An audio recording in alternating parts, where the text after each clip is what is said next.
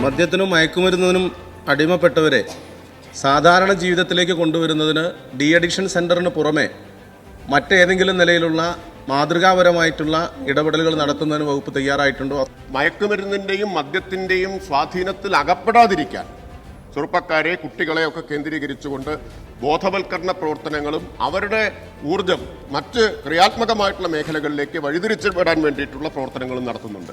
Team വിമുക്തി എന്ന പേരിൽ sports ടീമുകൾ സ്കൂളുകളിലെ ലഹരി വിരുദ്ധ ക്ലബ്ബുകളുടെ നേതൃത്വത്തിൽ രൂപീകരിച്ചു വരികയാണ്. 5000-ഓളം ലഹരി വിരുദ്ധ ക്ലബ്ബുകളുണ്ട്.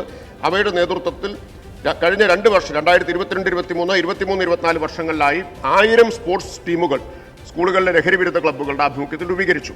സർ, ഈ വർഷം 500 സ്കൂളുകളിൽ കൂടി ലഹരി വിരുദ്ധ ക്ലബ്ബുകളുടെ നേതൃത്വത്തിൽ ടീം വിമുക്തി എന്ന സ്പോർട്സ് ടീം രൂപീകരിക്കും. അതിനുവേണ്ടി 60 ലക്ഷം രൂപയാണ് വകുപ്പ് വകയിരുത്തിയിട്ടുള്ളത്.